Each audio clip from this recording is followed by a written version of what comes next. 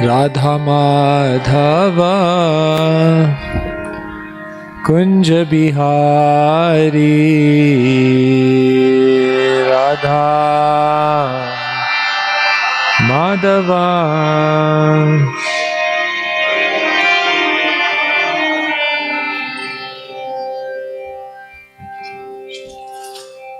Radha Madhava Kunja Bihari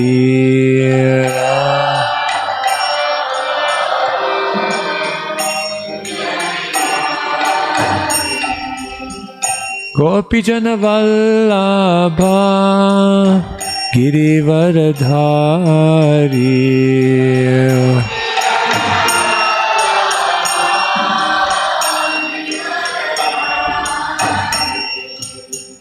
Gopijana Vallabha Girivaradhari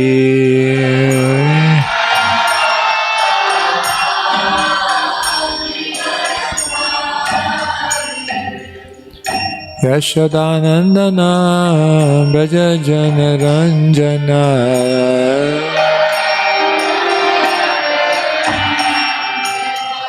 Yashodanandana Brajajana Ranjana Yamuna Tira Vanachari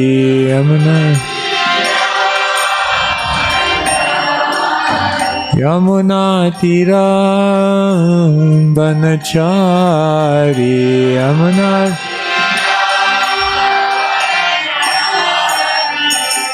Radha Madhava Kunja Bihari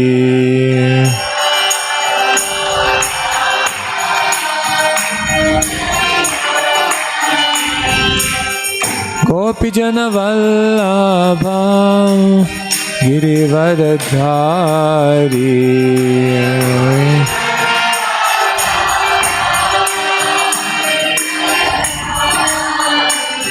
Gopijana Vallabha Girivaradhari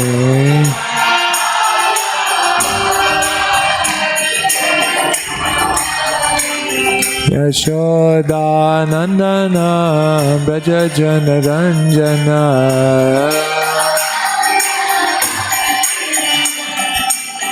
Yashodanandana Brajajana Ranjana Yashodanandana Brajajana Ranjana Yashodanandana Brajajana Ranjana Yamuna Tira Vanachari Yamuna Tira Vanachari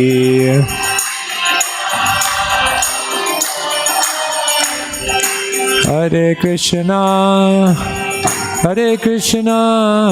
Krishna Krishna Hare Hare Hare Rama Rama Rama Hare Hare Hare Krishna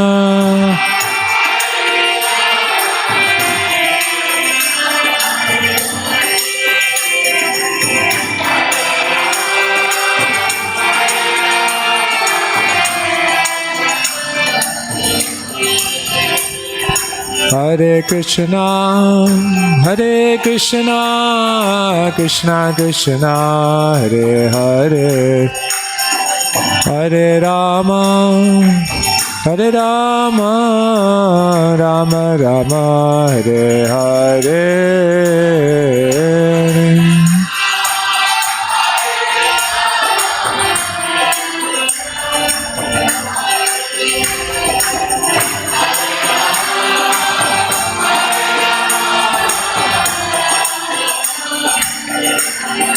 Hare Krishna, Krishna Krishna, Hare Hare, Hare Rama, Rama Rama, Hare Hare.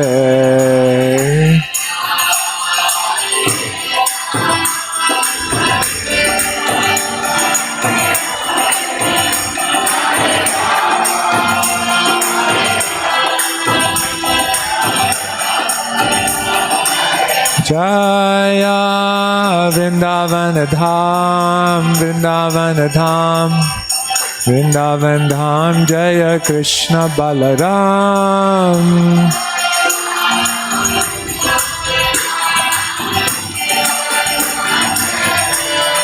Jaya Radhe Shyam, Radhe Shyam, Radhe Shyam, Jaya Radhe Shyam.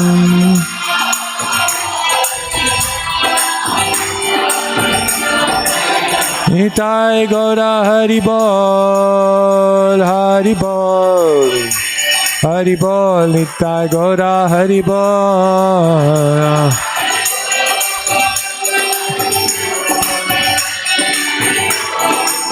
Jaya Jaya Prabhupada, Prabhupada, Prabhupada, Jaya Jaya Prabhupada.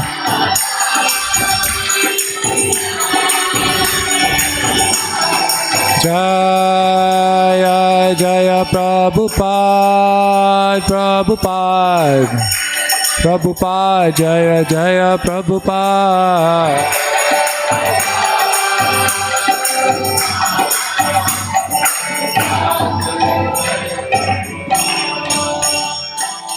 Jai Nitai Gaura Premanande Hari Hari Bol. Mama Jnanatimirandhasya Jnananjana Shalakaya Chakshurunmilitam Yena Tasmai Shri Gurave Namaha. Shri Chaitanya Manobhishtam Stapitam Yena Bhutale Swayam Rupa Kadamayam Dadati Swapadantikam Vandeham Shri Guru Shri Yuta Padakamalan Shri Gurun Vaishnavamscha Shri Rupam Sagrajatam Sahagana Raghunathanvitam Tam Sajivam Sadvaitam Savadutam Parijana Sahitam Krishna Chaitanya Devam Shri Radha Krishna Padan Sahagana Lalita Shri Vishakhan Vitamscha He Krishna Karuna Sindhu Dinabandhu Jagatpate Gopesha Gopika Kanta Radha Kanta Namostute Tapta Kanchana Gaurangi Radhe Vrindavaneshwari Vrishabhanu Sute Devi Pranamami Hari Priya Vancha Kalpatarubhyascha Kripa Sindhubhya Evacha Patitanam Bhavanebhyo Vaishnavebhyo Namo Namaha. Shri Krishna Chaitanya Prabhu Nityananda Shri Advaita Gadadara Shrivasadi Gaur Bhakta Vrinda Hare Krishna Krishna Krishna Hare Hare Hare Rama Rama Rama Hare Hare. Grantharaj Srimad Bhagavatam ki. We can also recite these beautiful prayers penned by Srila Sanatana Goswami in Krishna Lila Stava, where he glorifies the Srimad Bhagavatam after obtaining Srimad Bhagavatam from Krishna directly. He fell in love with the Bhagavatam, and he says, the Bhagavatam is my best friend, my constant companion. And he writes these beautiful prayers. Sarva Shastra Abdi Piyusha Sarva Loke Sarva Vedaika Satvala Sarva Siddhanta Ratnadhya Sarva Loke Kadrik Prada Sarva Bhagavata Prana Srimad Bhagavata Prabhu Kalidvanto Ditaditya Shri Krishna Parivartita Paramananda Pathaya Prema Varshaksharayate Sarvada Sarvasevyaya Shri Krishnaya Namostute Madeka Bandhu Mat Sangin Madguru Man Mahadhana Manishtaraka Madbhagya Madananda Namostute Asadu Sadutadayin Atinicho Chataraka Hanamuncha Kadachin Mam Premnarit Kantayos Pura Grantharaj Srimad Bhagavatam Ki Om Namo Bhagavate Vasudevaya Om Namo Bhagavate Vasudevaya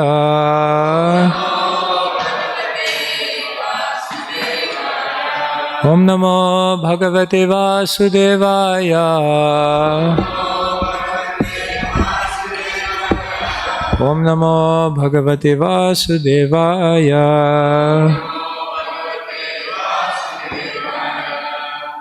Hare Krishna. Good morning everyone. Thank you so much for coming. So today we continue our discussion on Srimad Bhagavatam. Yesterday we were talking about how Srimad Bhagavatam is as brilliant as the sun. And we talked about how Krishna and the Bhagavatam are non-different. Krishna Tulya Bhagavata Vibhu Sarva Shrai. That Krishna and Bhagavatam are exactly the same. And therefore, is mentioned in the very next verse, the very next line, Prati Shloke Prati Akshare Nana Arthakai, that in every single verse, what to speak of every single verse, in every single syllable of Bhagavatam, there is so much meaning. Here,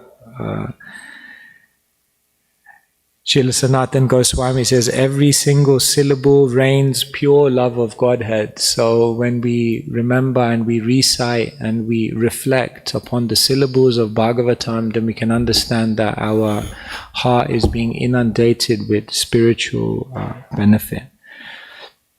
So yesterday we talked a little bit about how Jiva Goswami establishes that Srimad Bhagavatam is the ultimate place from which you get knowledge. And therefore we talked about how for Srila Prabhupada it was his biggest project, his priority to deliver this literature to the world. And what I wanted to do today is actually share with you the 5 most quoted verses from Srimad Bhagavatam that Srila Prabhupada recited in his preaching all over the world. We did an analysis and looked at all of Prabhupada's quotations in his books, in his lectures, in his conversations, in his morning walks. And we analyzed which verses did he quote the most, which lines were very, very important to him from the Srimad Bhagavatam. And so today we are going to look at those 5 verses. Is that okay? Okay, good. So just to kind of recap, yesterday we were talking about the brilliance of the Bhagavatam, and Jiva Goswami, he also uses this terminology. He says, Bhagavatam is Sarva Pramana Chakravati Bhuta, the emperor of all evidence. Therefore, Srimad Bhagavatam Pramanam Amalam Yad Vaishnavanam Priyam, it becomes very, very dear, Priya, to the Vaishnavas, because it's the Pramanam, Amalam, is the evidence which has no defect, no imperfection. And why is the Bhagavatam such an incredible evidence? Why is it considered the essence? And the Acharyas, they analyze this and they explain, or we can gather different points from them to establish why Bhagavatam is so special. The first reason is because the author wrote it in his maturity. There could be no more prolific author in the world than Srila Vyasadeva. There's no one in the world. Nobody comes even close to penning and authoring as many books as Srila Vyasadeva did himself.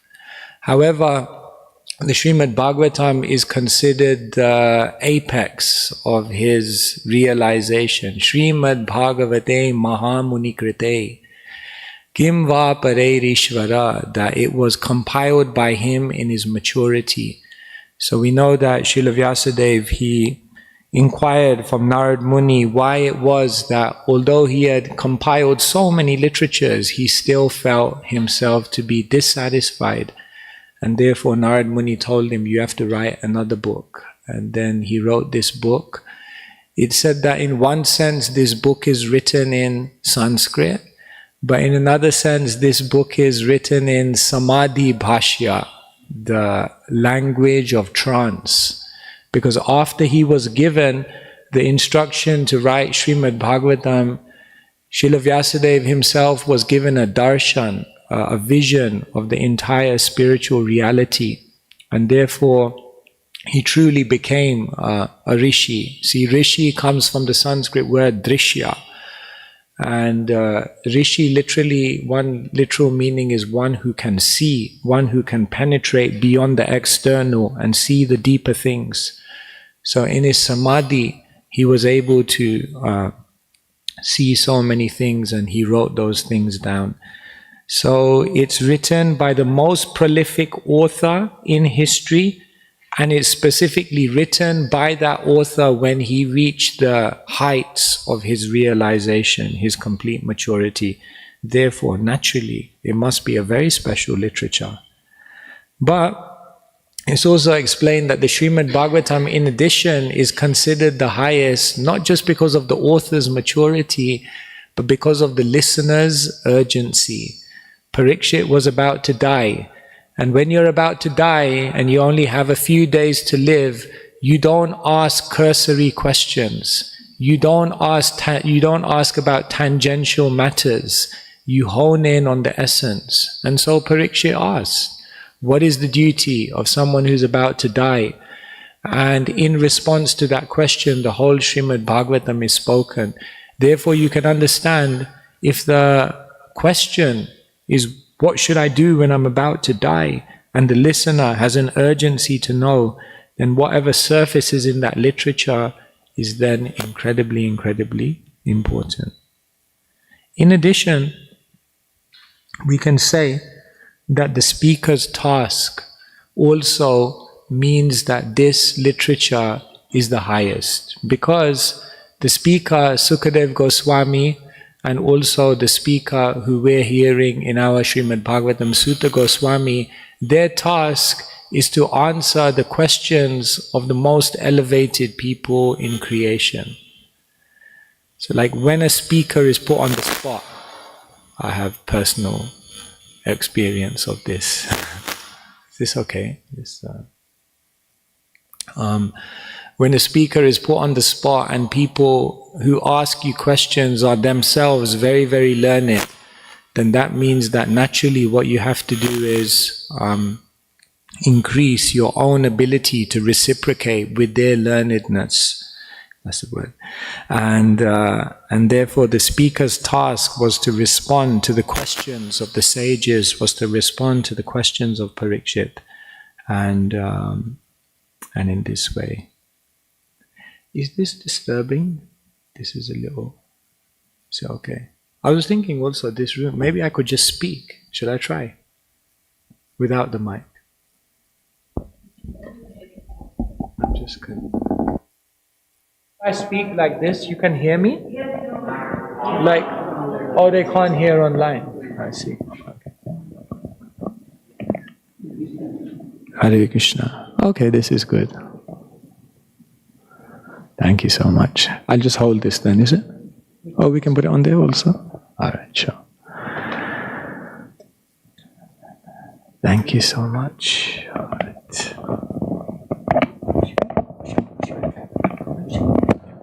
Okay.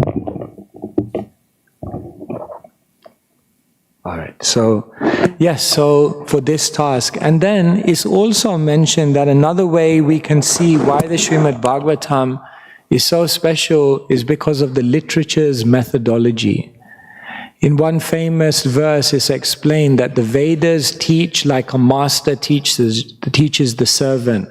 The Puranas teach like a friend teaches another friend. And the Kavis who compose the Kavya, the poetic literatures, they instruct like a lover instructs their beloved. So different scriptures, what they do is they utilize different methodologies by which to get the message through. Sometimes like a master to the servant, sometimes like a friend to the friend, and sometimes like a lover to the beloved.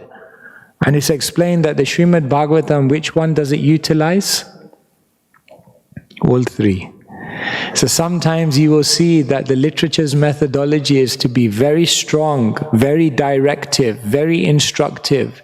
Sometimes you will see it will instruct in a very friendly way, by not directly attacking one's ego, but showing in a very palatable way.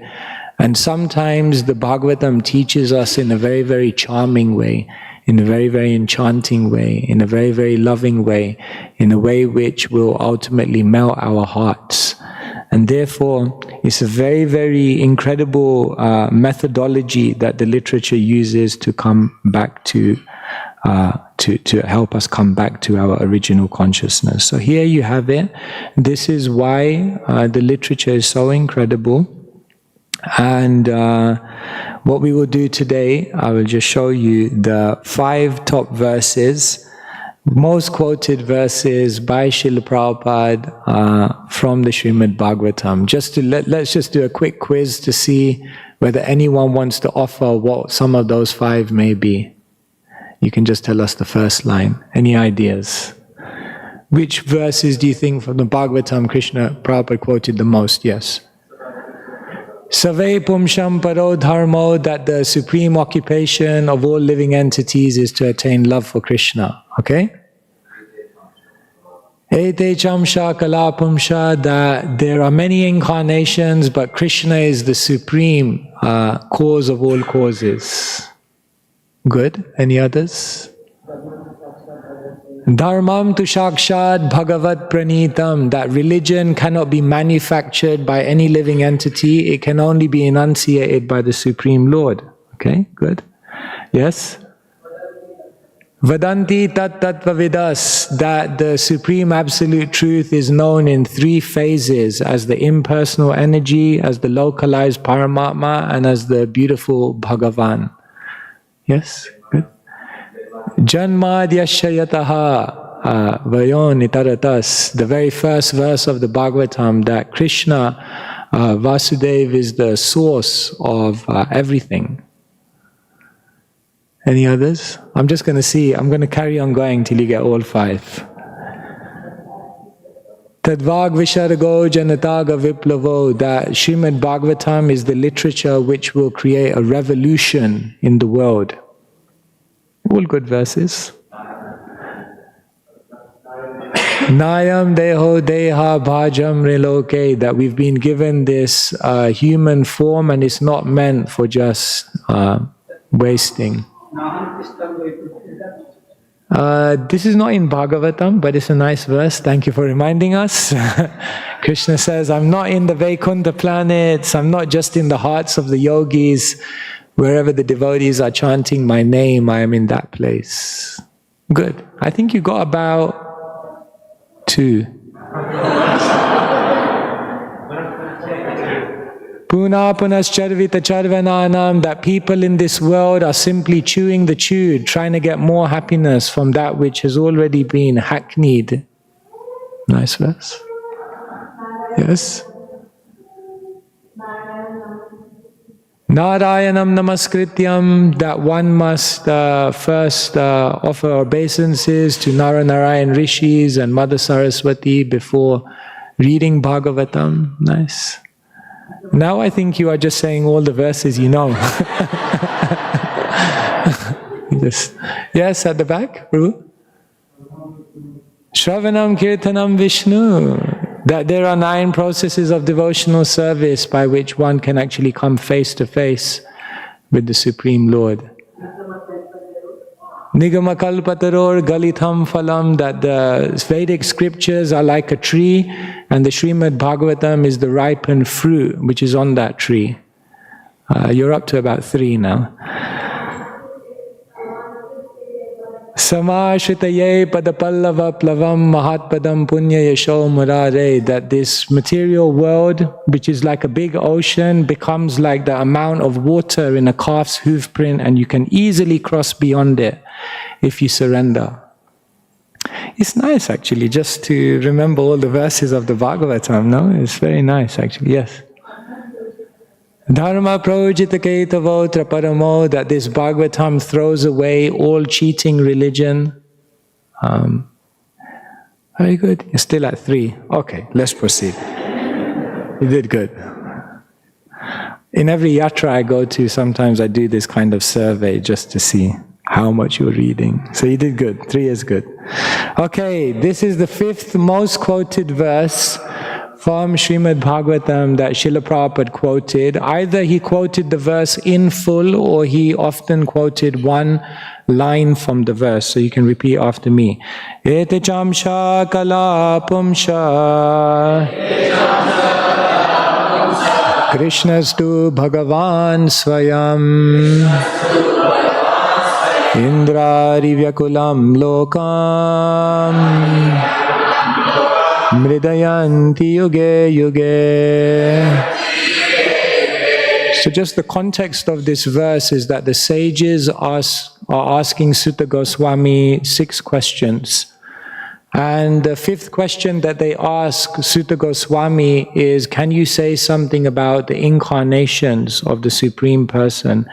And in what ways and in what forms he descends to this world. So then what Sutta Goswami does is he explains that 22 avatars are there. Of course, avatars are asankhya, they're immeasurable, uncountable, but he mentions 22 of them. And after mentioning the 22 incarnations, then Sutta Goswami recites this verse in which he says, all of the above mentioned incarnations are either plenary portions or portions of the plenary portions of the Lord, but Lord Sri Krishna is the original personality of Godhead. All of them appear on planets whenever there is a disturbance created by the atheists. The Lord incarnates to protect the theists. So this is a very, very important verse. In fact, Jiva Goswami in Krishna Sandarbha, he actually identifies this verse as the Paribhasa Sutra. So every literature has a verse which is considered the emperor verse. And all other verses are seen in light of how they serve and they establish what is taught in this verse. And therefore, this verse, Jiva Goswami tells us, is actually the emperor verse of the Srimad Bhagavatam. And the famous line that Srila Prabhupada would always quote is, Krishna's tu Bhagavan Swayam. Like when I accepted sannyas, then I received the name Swayam Bhagavan Keshava Swami. So I have to humbly submit to you, it's sometimes a little bit uncomfortable to walk around the world with a name like that. Because people kind of look at you and think, Swayam, Bhagavan, Keshava, Swam. There's not even any Das in there, and there's no sign of Das. So often people ask me like, really? What? You know, we get a lot of YouTube comments asking this, so I'm just clarifying it on the mic again. That my spiritual master, when he offered me this name, then he told me that your mission is to travel around the world and establish that Krishna or Keshava, who is the source of all incarnations, is the Swayam Bhagavan. So there's nothing more to it than that. Just clarify for our online audience. Krishna is the Bhagavan Swayam, and we are all simply servants. So the whole Bhagavatam is actually meant to establish this fact. In the Bhagavatam, there are, I think, 335 chapters, if I'm not mistaken. And of those 335 chapters, 90 deal directly with Krishna's pastimes in the 10th canto of the Srimad Bhagavatam. That will constitute about 35% of the whole literature. Not just that, but if you look at practically every canto of the Bhagavatam, then either Krishna or Krishna's incarnations are all glorified. Because amidst everything that the Bhagavatam is trying to teach us, the ultimate thing that the Bhagavatam is trying to teach us is that we all have an eternal relationship with Krishna. And if we want to experience fulfillment of the heart, then it only really comes when we connect deeply with Krishna. Krishna has many names: Rasaraj, Rasika Shekhar, Rasanath, Rasa Bihari. All these names of Krishna indicating that he is the Raso Vaisaha, the reservoir of all relish and transcendental relationship. And so the Bhagavatam is not only establishing that Krishna is the Supreme Personality of Godhead, that definitely the Bhagavatam establishes who is the Supreme Personality of Godhead, but the Bhagavatam also establishes who is the Supreme Personality of Krishna. You see, Shyamameva param rupam purim madhupuri vara veyakai shaurakam dhyayam adya eva paro rasa. So the Bhagavatam doesn't just establish that Krishna is the Supreme Personality of Godhead, but the Bhagavatam goes even deeper and establishes who is the Supreme Personality of Krishna, because Krishna has many, many forms. And Shyamameva param rupam, Syamasundar Krishna is the highest form of Krishna. I'm saying that because we're in Chicago. I thought I'd let you know that verse.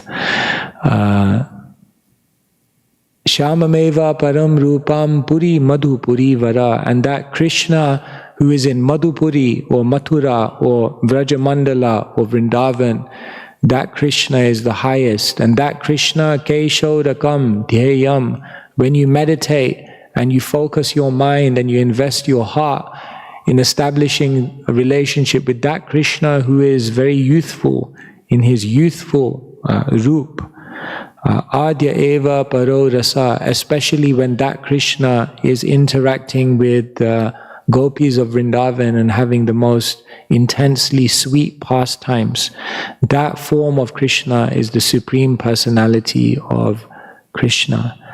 And so the Bhagavatam doesn't just let us know who Krishna is, but what the Bhagavatam does is it takes us right into the inner life of Krishna. Sometimes the 10th canto is compared to the smiling face of Krishna. But some commentators say that the Srimad Bhagavatam 10th canto is the heart of Krishna. And if the 10th canto is the heart of Krishna, then it's explained that the 5 life is of Krishna's heart are the Rasa Panchadhyay, the 5 chapters where Krishna is having his most confidential pastimes with the gopis of Vrindavan. And so this is very, very much something that Srila Prabhupada wanted to share with the world, that so many people know that yes, there is a God, But how do they know who is God and how God is so sweet? That is what the Vaishnavas very much want to establish. So therefore, Prabhupada quoted this verse many, many times. Now, number 4. This verse, none of you mentioned this verse. This verse also, Srila Prabhupada, surprisingly, sometimes people feel, because it's not one that immediately would come to your mind. But this is a verse that Srila Prabhupada quoted again and again. So you can repeat after me. Yashatma buddhi kunape tridhatuke Svadhi kalatra dishu bhauma ijyadi Yatirtha buddhi shalile nakarhichich Jane shvabhigye susa eva gokhara. So this verse appears in the 84th chapter of the 10th canto of Srimad Bhagavatam, and the context is that Krishna and the queens of Dwarka have gone to Kurukshetra. Because at Kurukshetra there will be a solar eclipse, and there they've gone to perform religious ceremonies, but Krishna's internal reason why he wants to go to Kurukshetra is that he wants to meet who? The Brijabasis. Krishna, after a long delay of not returning to Vrindavan, invites the Brijabasis to come to Kurukshetra to meet him. So in Kurukshetra they meet, and in that meeting at Kurukshetra, something very, very special happens. While Krishna, the Dwarika queens, Draupadi, the Pandavas, so many individuals are there. What happens is that many, many sages appear in Kurukshetra. It's said that Narad appears, Vyasadeva appears, Agastya appears, Brihaspati appears, basically like everyone, all the who's who. All of them appear, the great sages in Kurukshetra.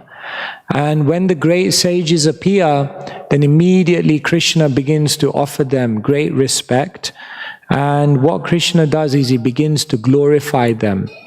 And one of the ways Krishna glorifies the sages when they come is he explains that this is the real meaning of coming to a holy place.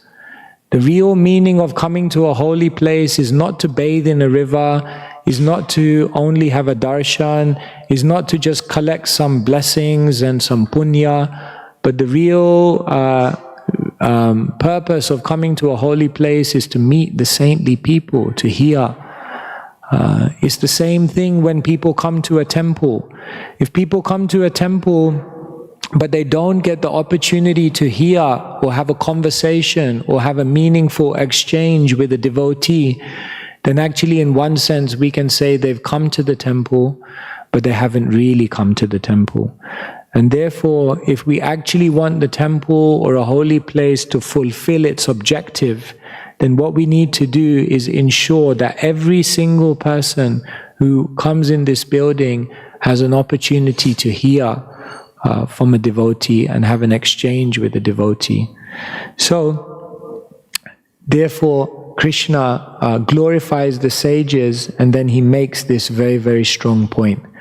One who identifies his self as the inert body composed of mucus, bile and air, who assumes his wife and family are permanently his own, who thinks an earthen image or the land of birth is worshipable, or who sees a place of pilgrimage as merely the water there, but who never identifies himself with, feels kinship with, worships or even visits those who are wise in spiritual truth, such a person is no better than a cow or an ass.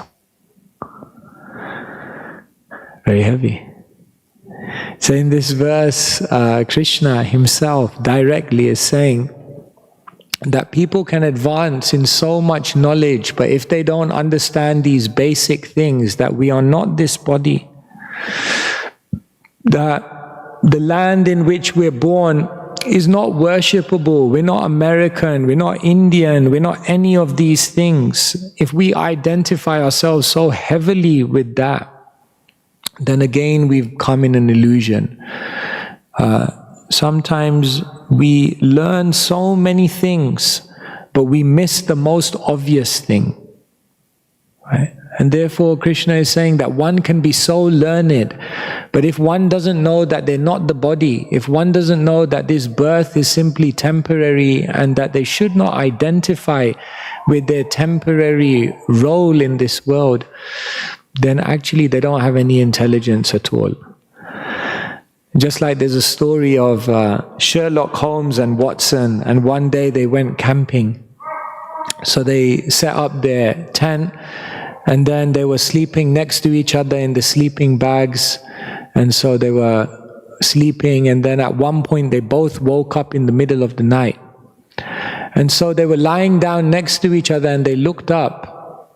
And Sherlock said to Watson, "What do you see?" She said, "I see the nighttime sky, thousands of stars." So Sherlock Holmes says, "What does this teach you?" So he said, "I'm looking at these thousands, this nighttime sky, and I'm seeing that astronomically it means that probably there are millions of galaxies and probably billions of planets." Sherlock said, "Do you see anything else?" He said, "Astrologically, I'm looking at the constellations and I'm seeing that Saturn is in Leo and this kind of planetary influence is there." He said, "Do you see anything else?" He said, "Yes, I see that horologically, according to the way the sky is, it must be about 2:15 a.m. in the morning." He said, "Anything else?" He said, "Meteorologically, I'm looking at the atmosphere and the sky and I'm seeing that tomorrow will be a very overcast day and there could be rain." And then Watson looks at Sherlock and he says, "What do you see?" And Sherlock says, "I see that somebody has stolen our tent."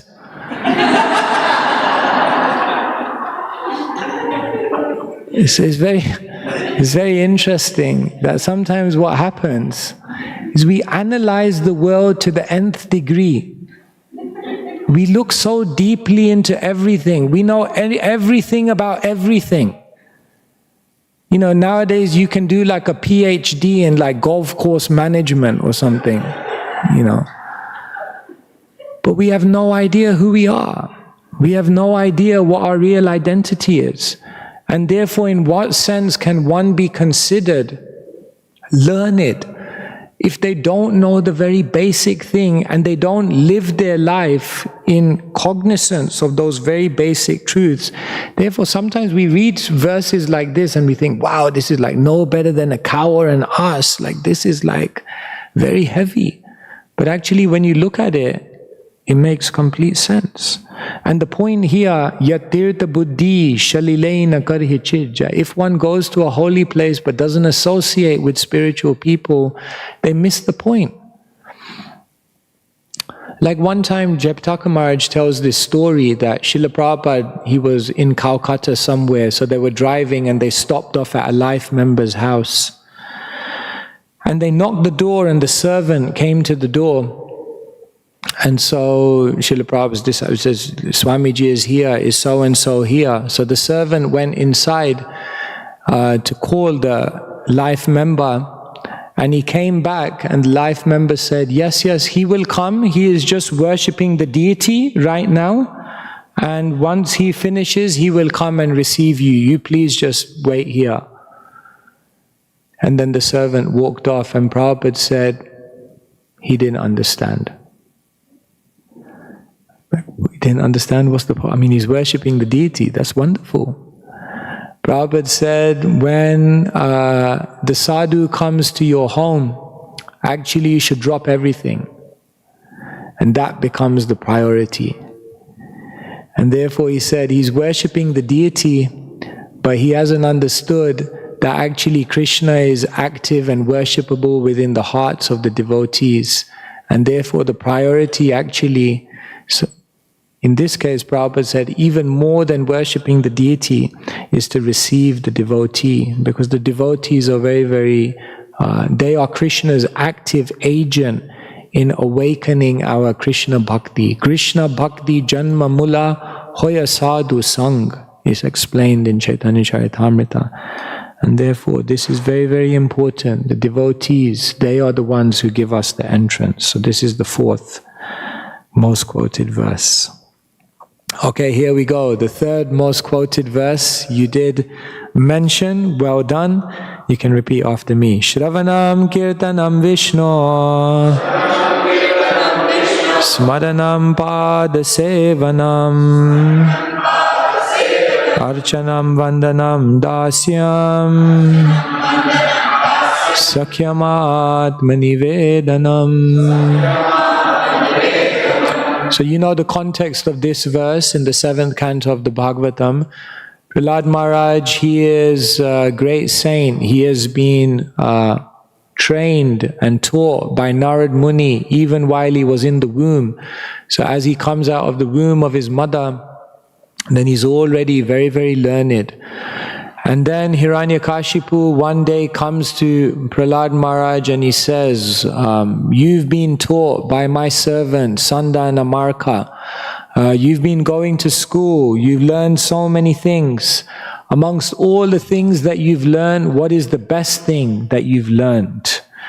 So the first time when Hiranyakashipu asks Prahlad Maharaj, taking him on his lap, his young boy, and he asks him this question, the first answer that Prahlad Maharaj gives, that sadhumanye suravarya dehinam sada samudvigna asatgrihatva hitvatmapatam grihamandakupam vanam gato yad dharimashrayeta.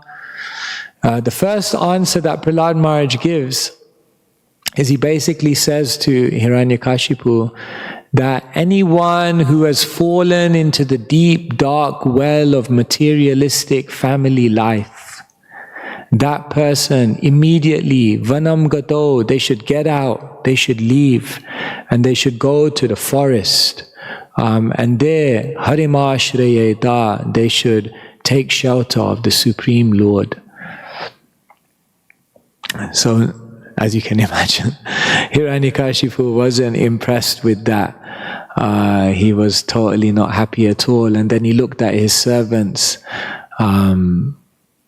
who were even more unhappy and scared. And Hiranyakashipu told his servant, Sandana Marka, go back and train him again. And this time you better do a good job.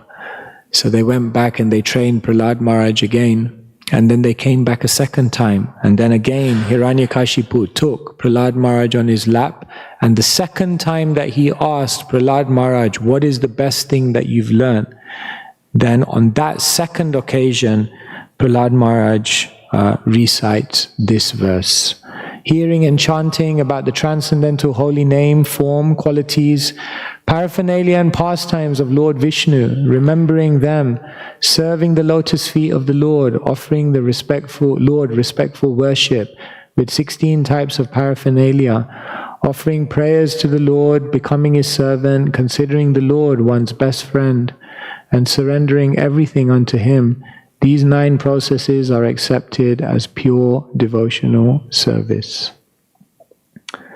So there are even some temples now where you can go. I think, if I'm not mistaken, in Udupi in India, where you can go to see the deity, and the deity is actually covered by a screen, and the screen has 9 holes in it.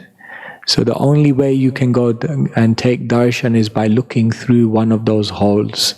And those 9 holes represent the 9 processes of devotional service. So this is how we actually come face to face with the Lord. You can't see the Lord with these eyes, but when we engage in these processes, then it's through these processes that one gets to actually have a darshan of the Supreme Lord. And it all begins with Shravanam, with hearing. The Bhagavatam also talks about this, Shruta Ikshita, that one sees through the ears, and therefore to sit down and hear Harikatha, to hear about the Lord, this is considered extremely primary and foundational. One time Bhaktisiddhanta Saraswati Thakur was giving a lecture like this, and someone came in and walked straight past him while he was giving the lecture, went to the deities, took darshan, and then offered some donation, bowed down, and he was walking towards the door. And Bhaktisiddhanta Saraswati Thakur shouted at that person and said, "How was your eye massage?" Like, eye massage? We just took darshan. Yes, Bhaktisiddhanta Saraswati Thakur, he said, it was simply an eye massage. In other words, he said to that person, you have no eyes to see the Supreme Person. Your consciousness is not sufficiently purified, and your eyes are not tainted with the salve of love, and therefore you can't see the Supreme Person. Rather, you do better to sit down and listen.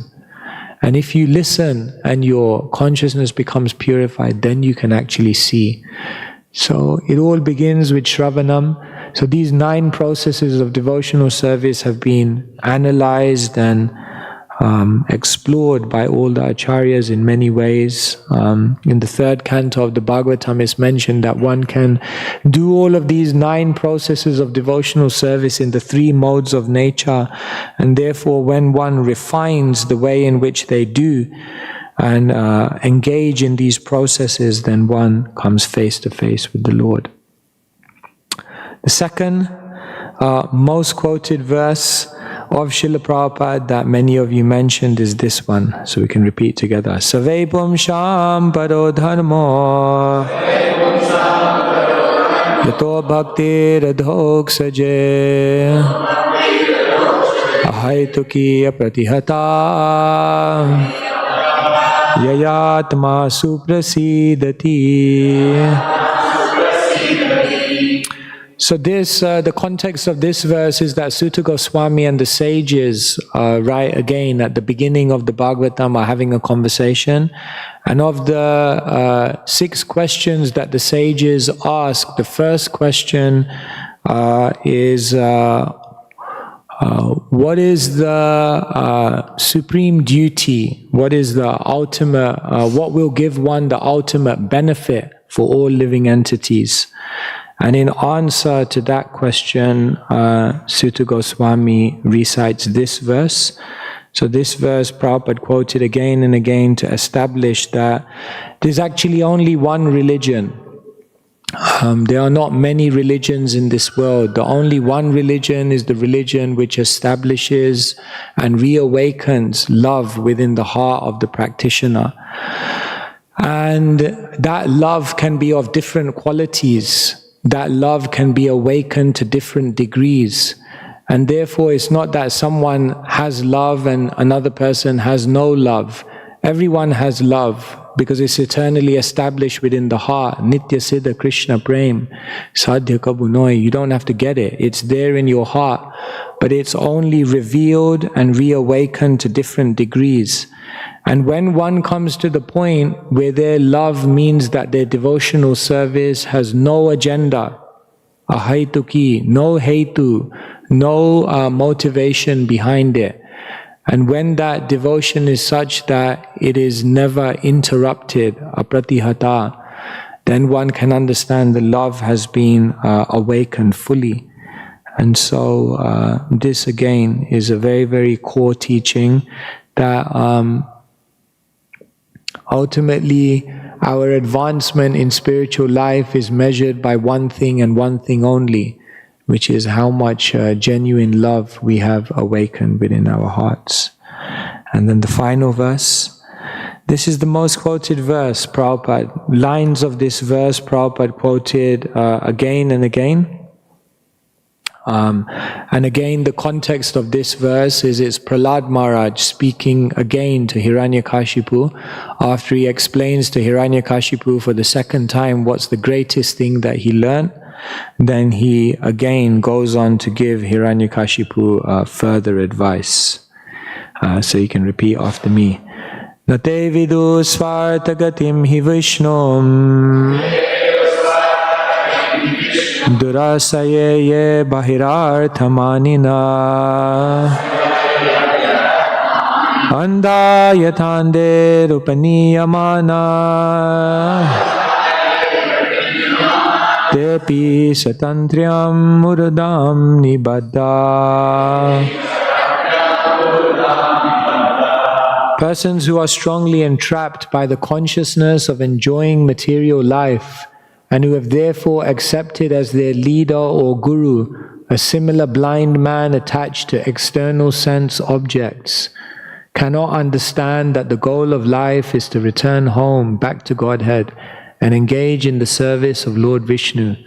As blind men guided by another blind man miss the right path and fall into a ditch, materially attached men led by another materially attached man are bound by the ropes of fruitive labor which are made of very strong cords, and they continue again and again in materialistic life, suffering the threefold miseries. So this is Prabhupada quoting this verse again and again to expose the biggest lie in the world. Yesterday we were at the university and we were talking about the lies that we all accept. And there is one lie which is considered the biggest lie in the world. This lie has perpetuated for generations. This lie is accepted in every single culture. This lie is accepted by people who even say they don't accept this lie. This lie is accepted even when people in their life see firsthand that it's a lie. They continue pursuing this lie. And this lie is the basis of all subsequent lies in the world. What is that lie? That lie is that material achievements, material arrangements, material objects, material relationships will make me happy. And that lie perpetuates. All of us, even those who say they don't believe in this lie, we are still entrapped by this lie. And therefore Srila Prabhupada was traveling the world and exposing that lie. That most people, bahir artha manina, what they're doing is they're putting the focus on the external. They're putting the focus on all the temporary, transitory, material, ethereal things. And none of those things will actually bring us happiness. They don't know what is their real self-interest. They have placed their energy and attention into the wrong things. And how does it perpetuate? Because one blind person is leading another blind person. And what do? One materialistically motivated person then becomes the authority for everyone else, who then naturally become materially engrossed, and all of them fall into the ditch, as the Bhagavatam says. And so Srila Prabhupada quoted this again and again.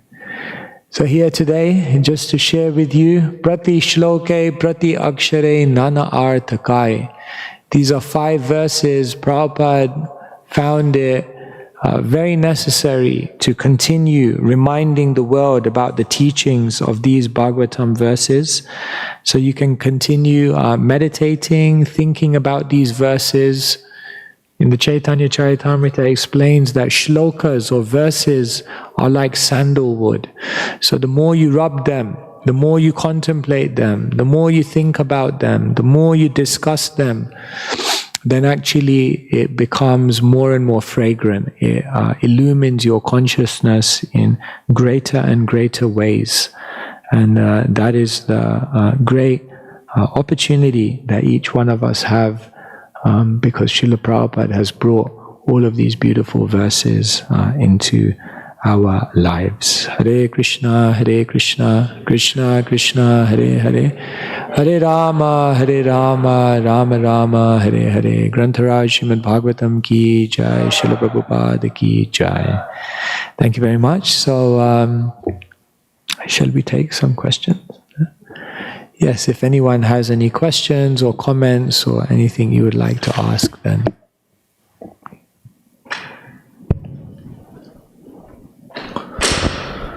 Hare Krishna Maharaj, thank you so much for the wonderful class. So I was just wondering, like, in the verse which Prahlad Maharaj spoke to Hiranyakashipu about Shravanam Kirtanam Vishnu. So in that verse, like mostly the ISKCON devotees, they try to serve the Lord in the mood of dasya. But is it possible for us to go beyond that and become the Sakha of Krishna? And then, a follow-up question is that how to develop that unalloyed devotional service unto the Lord? Yes. So here we have the 9 processes of devotional service. So sometimes we are very much worshipping in the mood of dasya. And so is it possible to enter into more intimate exchanges with the Supreme Lord? So this is the ultimate gift of Sri Chaitanya Mahaprabhu, that yes, very much so.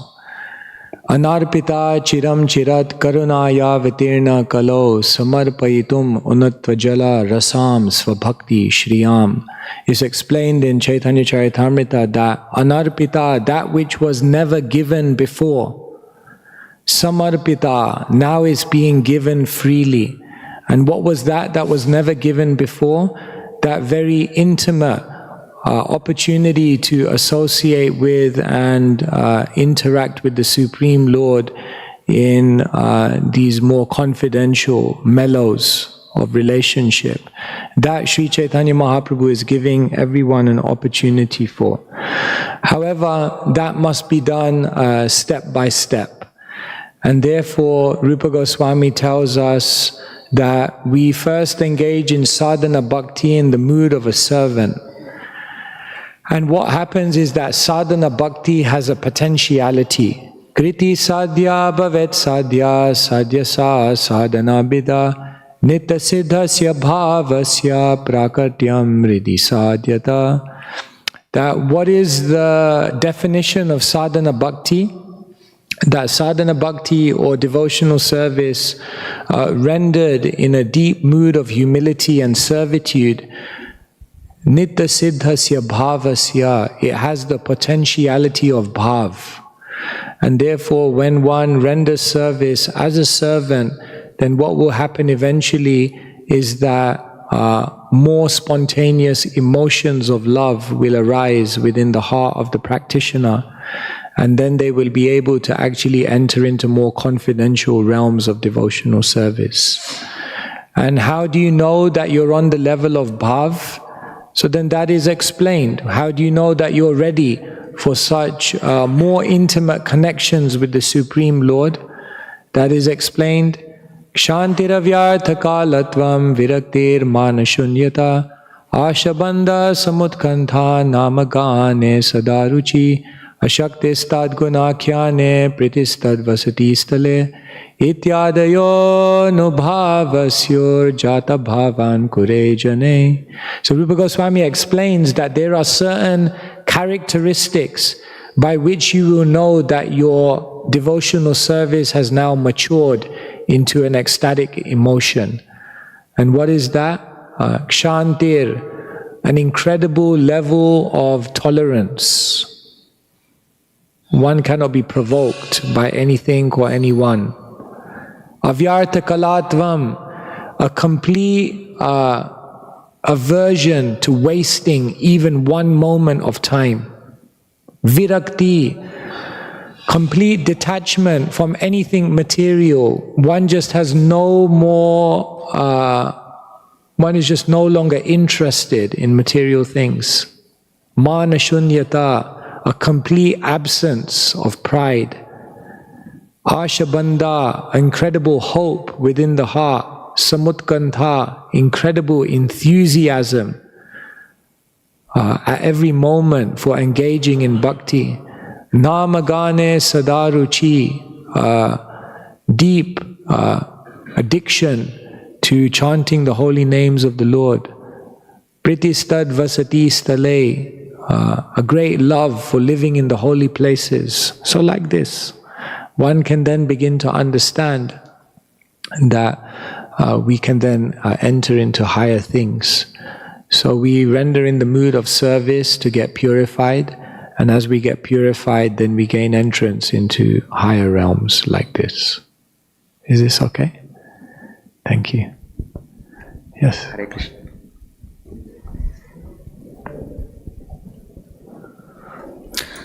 Hare Krishna Maharaj. Oh, sorry. Thank you very much. Your class is very simple and crystal clear. I don't think. And another thing is, yesterday was the first time I happened to see your books. They're amazing. The format, the simplicity, including the paper quality, and also the affordability. Okay. Thank I'll you let the very much printer for know. authoring these nice books. Thank you. Maharaj, I want to have some clarity about dharma, especially in the Bhagavad Gita. The Lord says, Sarvada. Dharme nidhanam shreyam paradharmo bhayavaha.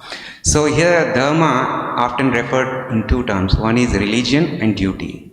So I have a couple of questions on that. If it is religion, that means one should not change their so-called religion in the world, because in the religion we have so many religions. So I want clarity on that. If it is in the context of duty, how one should know what is their duty, especially in the light of Varnashram Dharma and in the context of even the impact of the three modes of material nature. If you could enlighten me, that would be great, Maharaj. Thank you so much, yes. So dharma is what the entire Bhagavad Gita is spoken to establish. If you look at the very first syllable of the Bhagavad Gita, Dhritarashtra, Dhri, and if you look at the very final syllable of the Bhagavad Gita, Dhruvanitir Matir Ma. So one commentator says that if you take the first syllable and you add it to the final syllable, then it makes the word dharma, because the whole of the Bhagavad Gita is trying to encapsulate that concept. So that concept is very, very deep, and dharma takes place on different levels. Therefore, this verse is saying paro dharma. So dharma can be on different levels. There is the dharma of this world. You have a kula dharma, a duty to your family. You have a pati dharma, a duty as a husband. You have so many dharmas, a varna dharma, an ashram dharma. Then there is apad dharma, there is emergency duties that you have. And then there is sanatan dharma or paro dharma, the duties that you have in the spiritual context. So therefore, dharma is a difficult word to translate because it relates to literally how to conduct your existence so that it bears the fruit that it's meant to bear. But broadly speaking, Krishna says we have two dharmas, a swadharma and a sanatan dharma. The swadharma is the duties which are pertaining to this body and this mind. And therefore, Krishna repeats that verse twice. Shreyan swadharma viguna paradharmat svanustitat. That don't do another swadharma, do your own swadharma. Krishna repeats that verse twice to explain to us that we have a unique psychophysical nature, a unique ability, a unique personality, and we have to learn to honor that and utilize that for higher pursuits. So we each have a swadharma, and then we each have a sanatan dharma. And our sanatan dharma, Krishna also repeats in the Bhagavad Gita that verse twice. Manmana bhavamad bhakto madhyaji mam namaskuru. Your sanatan dharma is to always remember Krishna and never forget him. So basically we have two dharmas, and these two dharmas are reinforced by Krishna in two verses which he repeats twice. And what Krishna ultimately explains at the end of the Bhagavad Gita is sarva dharman parityaja. Give up your dharma. And that's not, you see, dharma is here. So sometimes people are confused. Sarva dharma parityaja. Some people even think maybe it's a misprint, maybe it's supposed to be sarva adharma parityaja. Give up irreligion. No, sarva dharman is not a mistake, is what Krishna says. But Krishna, what he's telling us is don't give up dharma and go down to adharma. That's not what Krishna wants. Krishna is saying give up dharma and go to paradharma. So people get confused. Why is Krishna telling me to give up dharma? Then does that mean I should be adharmic? No. Krishna is saying don't go from there to there. Go from there to paradharma. Because Krishna is saying, Mamekam, saranam raja. Unto me I have to surrender. So dharma has to be understood. And people get confused about which dharma to follow at which time. Therefore it's mentioned, dharmasya tattvam nihitam guhayam mahajano yena gata sapantha. If you actually want to understand what's real dharma, dharma is hidden within the hearts of the great devotees. They can reveal to you at any given time what the right dharma is.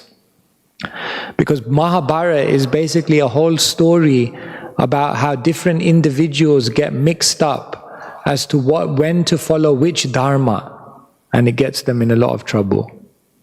Because understanding dharma is not easy.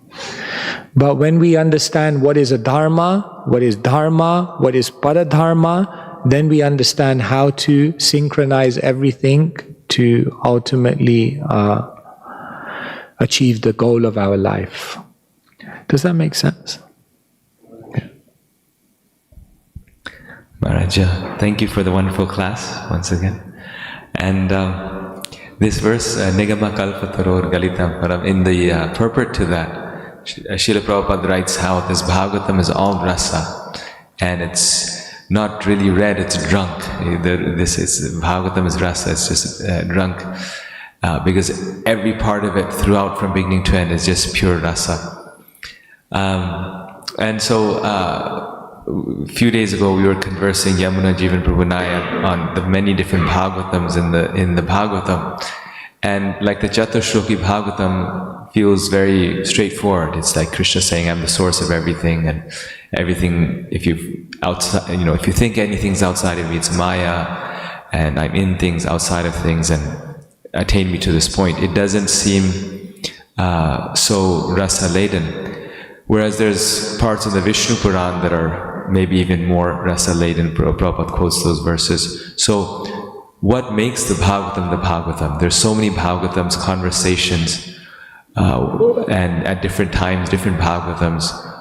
How is something identified as this is the Bhagavatam, and like other Puranas are not the Bhagavatam? Yes. So yes, this is a very interesting point, that what is actually the Bhagavatam? Like there's this famous story where one devotee asked Prabhupada, is Joan of Arc in the Bhagavatam? And then Prabhupada said, is she a devotee? And the devotee said, yes, she is also in the Bhagavatam. Because the Bhagavatam is the narrations of the Supreme Lord and those who are in love with the Supreme Lord. And therefore, in one sense, the Bhagavatam has a very broad definition that we can say, just like we know that the Bhagavatam here is 18,000 verses, the Bhagavatam on heavenly planets is much more vast. And therefore it's said that Krishna, for example, has an incarnation in every single one of the 8.4 million species of life. But we only hear in our Bhagavatam of some of those. So the Lord's glories are unlimited, and the Lord's glories can be enumerated in different places. And we can say in one sense, all of that is the Bhagavatam. Yeah.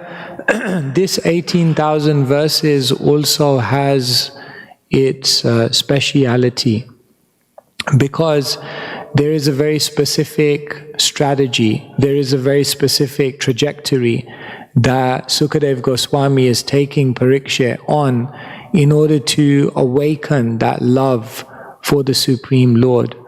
And so not only is the Bhagavatam expert in enumerating and illuminating who is that Supreme Lord and giving that, but the Bhagavatam is very, very beautiful because it takes us on a journey which helps us to then actually appreciate that Supreme Lord.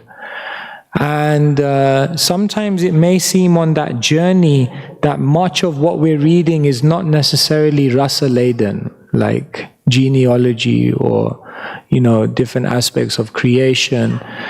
But there are two things to understand here. One thing is that it's still considered to be something which takes us to rasa and helps us to relish rasa, and therefore in one sense is just as important, as just as valuable and just as dear to us as the rasa jnanam of the Bhagavatam. But the other aspect is that even those very technical parts of the Bhagavatam, actually the great devotees, the rasikas, even they learn how to relish those parts of the Bhagavatam. And therefore, for example, one devotee, very eminent scholar, devotee scholar, writes a book, The Aesthetics of Vedanta.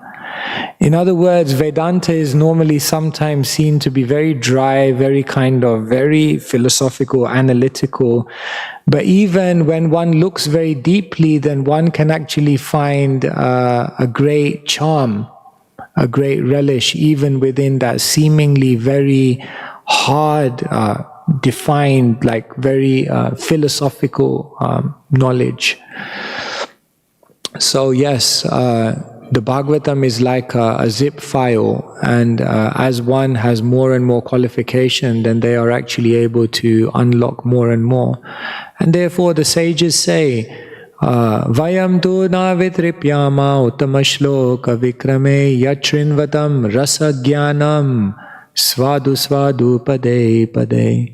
They said, we never tire to hear this knowledge that you're telling us. And they don't say this when Sutta Goswami is reciting the 10th canto of the Bhagavatam. They say this very early in the Bhagavatam, when the philosophy is happening, and they still identify it, Yatrinvatam rasa jnanam. They say, what you're telling us is rasa jnan. And svadu svadu pade pade, we're tasting it at every moment. Therefore, one must become a rasika, muhuraho rasika bhuvi bhavuka, and then they can actually access the rasa of the Bhagavatam. And so, there is rasa everywhere. Prabhupada said that once. The Bhagavatam is like a sweet ball. Anywhere where you bite, it's sweet. But it takes qualification. I don't know if you wanted to add anything to this. Or... No, Raj, thank you. It's such a actually very satisfying answer. And I think that's the challenge for us on the more neophyte stage, that how to taste the Bhagavatam, all parts of it. Yeah. Because it's sometimes it seems formidable, to get through the difficult cantos. Yeah. But how to start tasting those, and we as ourselves have to become rasikas, like you were saying. Thank you. Thank you.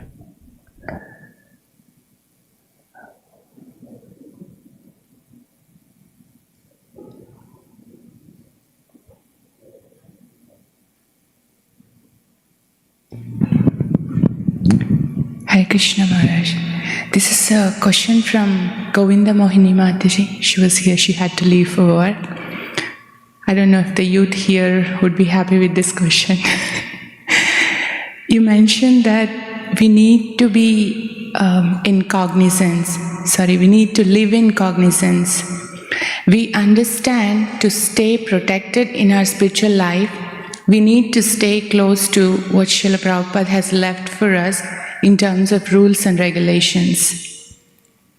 Sometimes we notice that with time, certain rules are getting a little diluted or not having as much importance, especially in the youth. For example, eating only prasadam or no onion garlic. How to try to continue to follow what Prabhupada has given us carefully. I just wanted to add, in the process of parenting and when the kids are teens, while we want to encourage their attraction for bhakti in one way, being too lenient on the other side, I feel, are we missing out on something? How to, not like a forcefully, you have to follow, but how to help them understand the importance in a deeper sense. Yeah. So, Bhakti Yoga is a science, and therefore, according to how attentively and how diligently one practices all the elements of that science, then naturally they will get a certain result. So, if we become a little flexible on things, then we run the risk of missing the result. Therefore, definitely, rules and regulations are there for a reason. However, one must also be expert in their own life how to inspire themselves, and one must be expert in a community how to inspire everyone else to naturally come to a point by which they appreciate those rules and regulations, and they follow them from a space of authenticity and genuine desire. You see, Rupa Goswami says you can go off the road on two sides, niyamagraha and niyamagraha. By not following the rules and regulations, or by fanatically following them without understanding the purpose, and we could also say to fanatically follow them without not really believing in the value of them, but just doing it because someone else told you to do it. That can also be harmful. So it's a very delicate balance, because we're living in a time when nobody likes rules and regulations. Everyone wants to be free. But the interesting thing is, what we don't realize is that real freedom actually comes from following the rules and regulations. Therefore, Prabhupada said the regulative principles of freedom. So, how do we inspire people to realize that the true expression of their freedom comes when they follow rules and regulations? Because what those rules and regulations do is they develop an internal Krishna consciousness and detachment from things that allow you to experience the totality of life. That is something which has to be inspired. So, yes, you have to inspire your children. Good luck.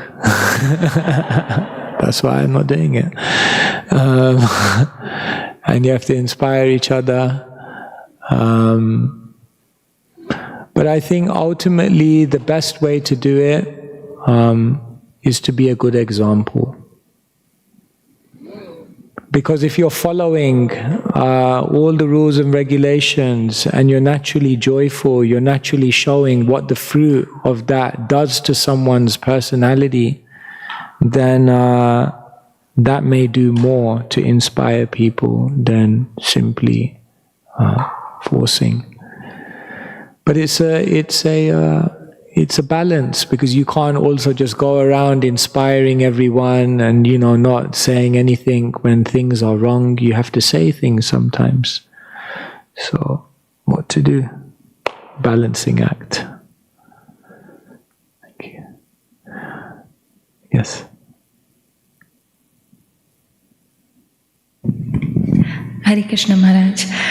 Actually, I'm asking this question on behalf of other devotees that we are having a Bhagavad Gita group, and we were reading the verse Karmanya Vadikaraste, and so that is the most difficult verse to go through, and so we were just having discussion, and one devotee was saying that we should do our duty without any expectation.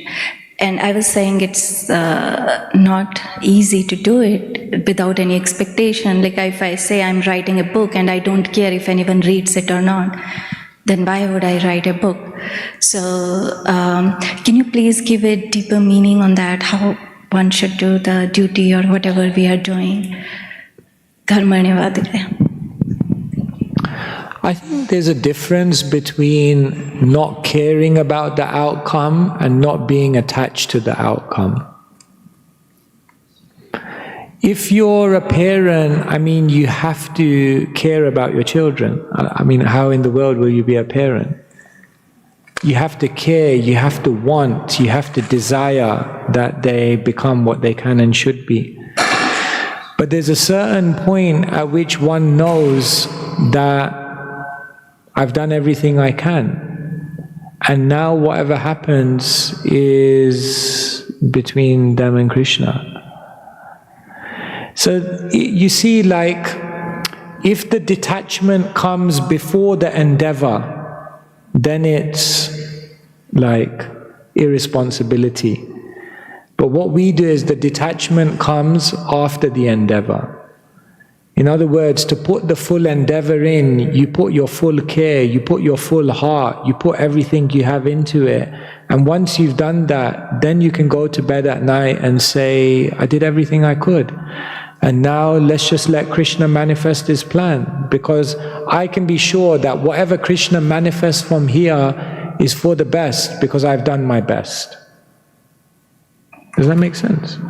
So I don't think it's like, when we say be detached from the outcome, it means that you just don't care about anything anymore. Like, say, give you an example that you want to write a book and you want people to benefit from it. Of course, how can you put your best endeavor if you don't genuinely want to help people, if you don't genuinely want to see that people will receive this? And so naturally that desire is there. But once you've then, with that desire, given your best endeavor, then you step back and say, okay, let's see what Krishna wants to make of it. And I'm totally okay with whatever Krishna. That's what Prabhupada said. Now I've come here, you can make me a success or a failure as you wish. That's pretty amazing. Like, are you ready to be a complete failure, at least externally, and be totally okay with it? Prabhupada was. And that's what actually empowered him to make his greatest contribution. So sometimes people think you make your greatest contribution by being attached to something. But actually it's the very opposite. You make your greatest contribution when you're devotionally detached from it. Because then it means if you're successful, you never get proud. And it means if it somehow doesn't work out according to what you planned, then you never become discouraged or depressed, because you know Krishna's got a better plan. So it's actually very beautiful. Work as though everything depends on you, and then let go knowing everything depends on Krishna. Does that help? Should we finish here? I see more hands, but I don't know what we should do. Oh, we have a program after this as well. Hare Krishna. So I think we have to end here. Thank you very much. Grantharaj Srimad Bhagavatam ki jai. Srila Prabhupada ki jai.